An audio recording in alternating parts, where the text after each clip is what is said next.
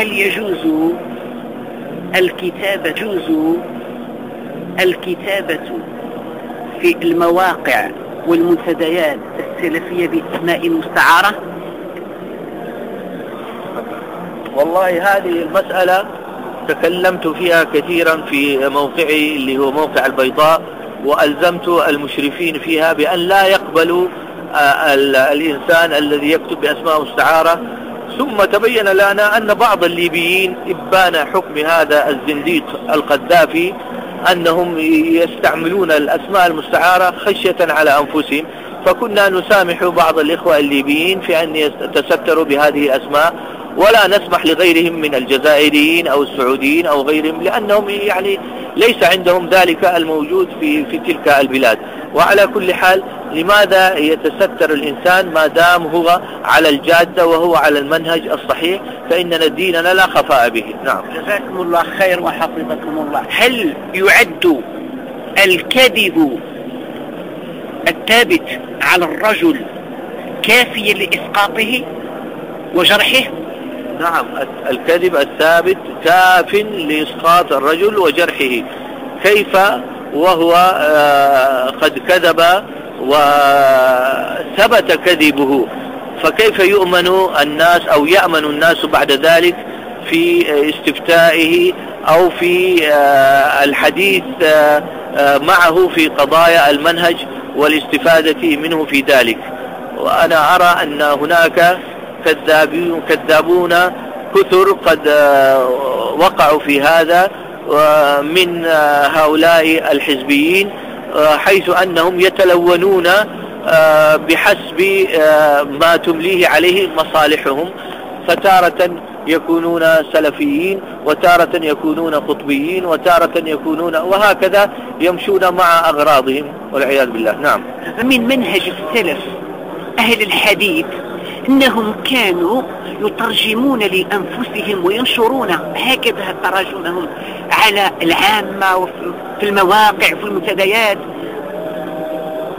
هل فعلها مالك أو سعيد بن مسيب أو عبد الرحمن بن مهدي أو يحيى بن سعيد القطان أو البخاري أو مسلم وغيرهم من أهل الحديث هكذا في بداية الطلب؟ وطلب مبتدئون يترجمون لأنفسهم ثم ينشرونها في المواقع. هذا عين التشبع بما لم يعطى الإنسان، ذلك لأنه إذا لم يشهد لهذا الرجل الذي ترجم لنفسه، إذا لم يشهد له أهل العلم بأنه أهل لأن يؤلف أو يحقق أو يدرس وأثنوا عليه بكلام طيب مقبول، فكيف يتذبب وبعده لم يتحصرم؟ وكيف يطير ولما يريش كما يقولون. نعم، جزاكم الله خيرا وبارك فيكم. إذا كان في الإسناد رجل مبهم، هل يقال فيه هذا إسناد منقطع أم هذا من الجهل؟ يقال فيه رجل لم يسم، رجل جهل. هذا من الجهل أن يقال أنه منقطع، لأنه إسناد هذا ليس منقطع، وإنما إسناد فيه جهالة، جهالة هذا المبهم. نعم، جزاكم الله خيرا. طيب،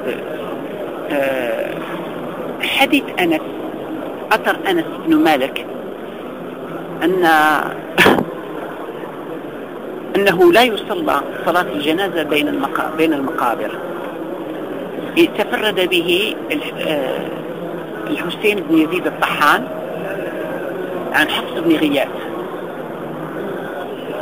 خرج الأثر طبراني وابن أبي شيبة، وحسنه شيخنا الألباني رحمه الله.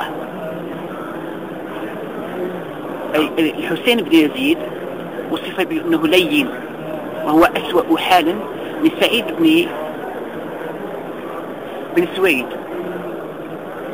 أسوأ حالا من سعيد بن سويد كان متهما. نعم، وأيضا حفص بن غياث اختلط في آخره، ويقول أهل العلم إنه إن حدث من حفظه لا يقبل، فإن حدث من كتابه نعم، وإلا فلا يقبل.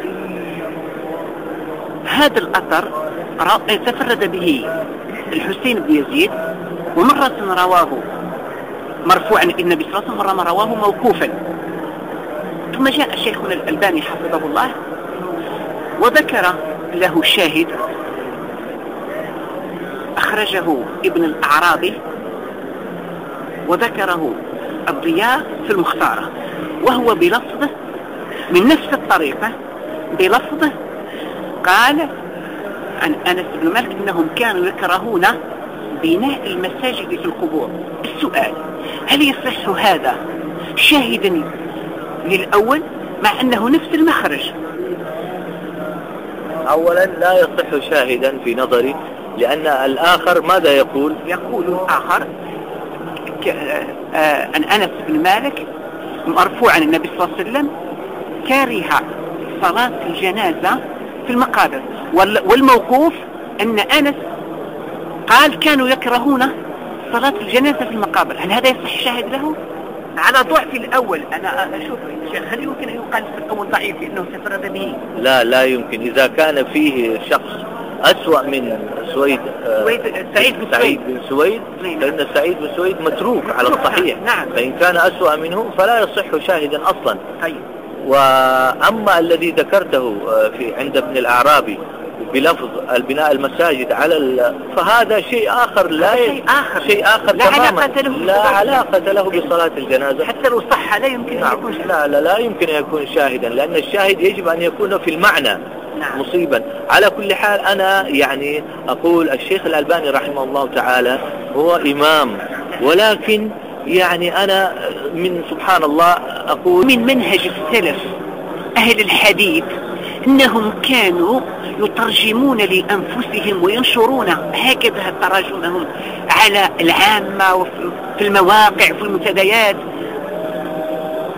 هل فعلها مالك أو سعيد بن مسيب أو عبد الرحمن بن مهدي أو يحيى بن سعيد القطان أو البخاري أو مسلم وغيرهم من أهل الحديث هكذا في بداية الطلب؟ وطلب مبتدئون يترجمون لأنفسهم ثم ينشرونه في المواقع.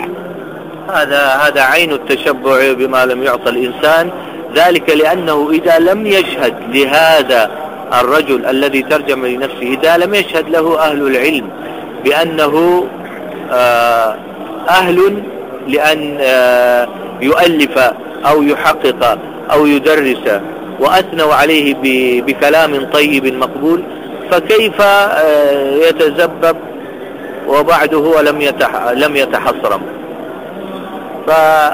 وكيف يطير ولما يريش كما يقولون. نعم. جزاكم الله خيرا وبارك فيكم.